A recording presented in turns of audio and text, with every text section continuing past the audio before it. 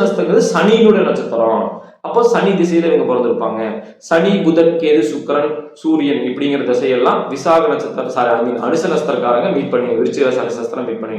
சனிங்கிறது வந்து பாத்தீங்கன்னா வச்சுக்கோங்க ஒரு பாவர், இயற்கை பாவ கிரகம். அப்போ இவங்க வந்து பாத்தீங்கன்னா வாழ்க்கையில நிறைய விஷயங்களை வந்து பாத்தீங்கன்னா மிங்கிள் பண்ணி பேசுவாங்க, ஐ மீன் மறைச்சு பேசுவாங்க, பொய் பேசுவாங்க. அனுச நட்சத்திரக்காரங்க பூராமே பொய் பேசுவாங்கன்னு சொல்லக்கூடாது. இந்த இதுல வந்து பொதுவான ஒரு பலன். அதுல உங்க தசாபுத்தி நல்லா வந்து இயற்கை சுபர் கிரகம் எல்லாம் மீட் ஆனா இவங்கள போல நல்லவங்களும் இருக்க மாட்டாங்க. இது வந்து ஒரு பொது பலன் நம்ம பேசிட்டு இருக்கோம். அது நல்லா புரிஞ்சுக்கங்க. உடனே அனுச நட்சத்திரக்காரங்க பூரா பொய் பேசுவீங்க நீங்க சொல்லக்கூடாது. அனுச நட்சத்திரக்காரங்க வந்து பாத்தீங்கன்னா தொழில வந்து ரொம்ப நிறைய ஜெயிக்கணும். ஏன்னா சனி தொழில்காரகன். நான் வந்து தொழில் காரகத்துவத்துல பேசியிருக்கிறேன் 9 கிரகங்களின் காரத்துவங்கள்.